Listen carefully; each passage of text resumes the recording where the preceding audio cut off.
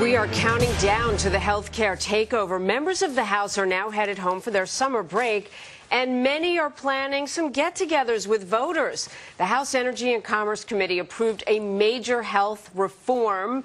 It's said to be an overhaul bill on Friday, but it barely passed, with every Republican and 5 moderate Democrats all voting against the measure. As Republicans warn about health rationing and soaring costs, the Democrats are focused on expanding the insurance rolls and defending their plans to pay for reform. They don't take in consideration the cap that we're going to have on premiums. They don't take in consideration the number of people that have no insurance now that can walk in any hospital, any doctor's office, and be fully insured. They don't take the productivity in having a healthy, educated workforce. And they don't consider that America is the only industrialized country that doesn't have a national health plan.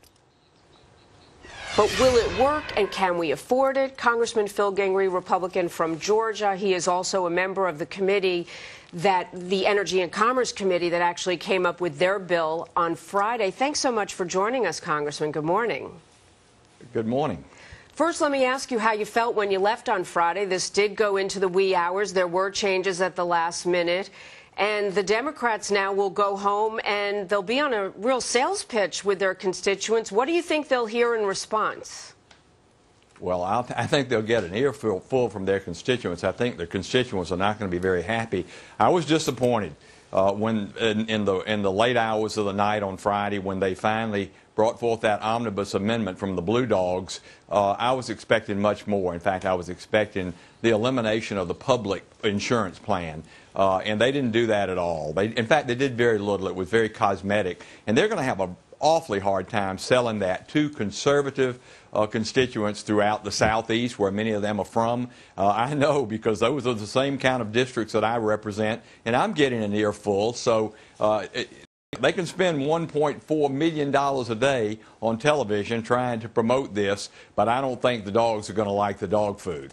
At the same time, not just the conservative voters, but overall, many of the polls are showing that Americans are not in favor of this overhaul. They want what they have. They're happy with the insurance they have. They don't think they can pay for this.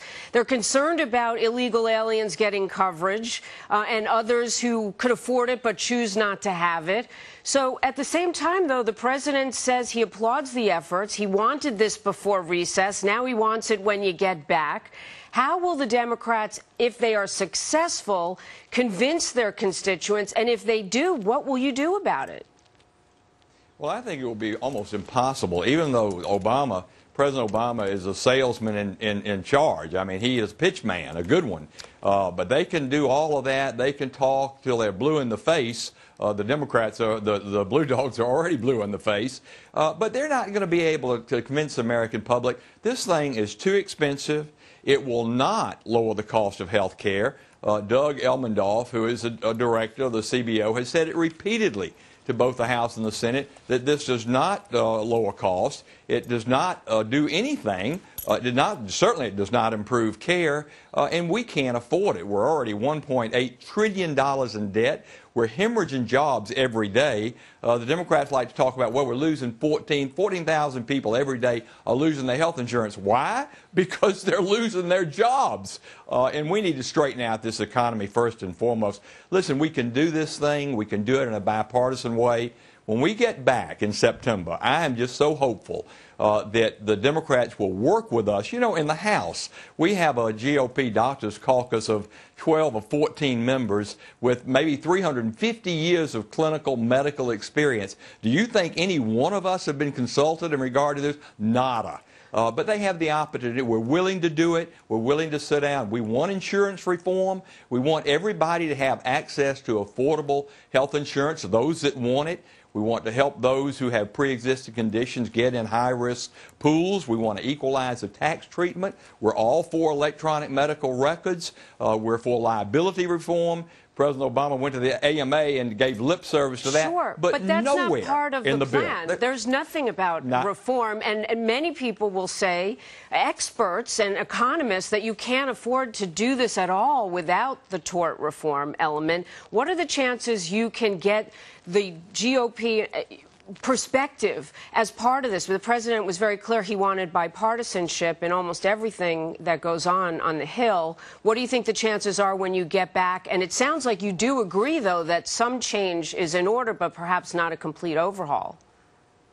Well, of course, some change is in order. We have the best health care system in the world, but it's not perfect. We can improve it. And I think the health insurance industry is ready to work with us, ready to do that. The pharmaceutical industry is ready to do that. The stakeholders are ready to do that. Indeed, the AMA has even lent some support to this bill. But we can do so much better, and we don't have to break the bank in the process. I mean, we're still in a deep recession, and is this the time to spend trillions of dollars of borrowed money from the Chinese to do a cap-and-trade regime that's going to cost every household an additional $3,000 worth of energy taxes every year, and the same thing with this health care system, just so we can insure an additional 10 million people, many of whom are young and healthy, and they think they're 10 feet tall and bulletproof, and they don't want health insurance, sure. And we're going to force it down their throat. Congressman Gingrey, you bring up a good point. The number that we heard, the 46 million that needed, or maybe even more, maybe actually less than that. Thanks so much for telling us about the work you did on Friday, how you feel about it, and what lies ahead as everybody goes home. Please keep us posted. Thank you. Thanks so much. It's always great to be with you, and thanks for the work that you're doing on this issue. Thank you. Take care. Eric? Okay. And Jamie, we're learning more.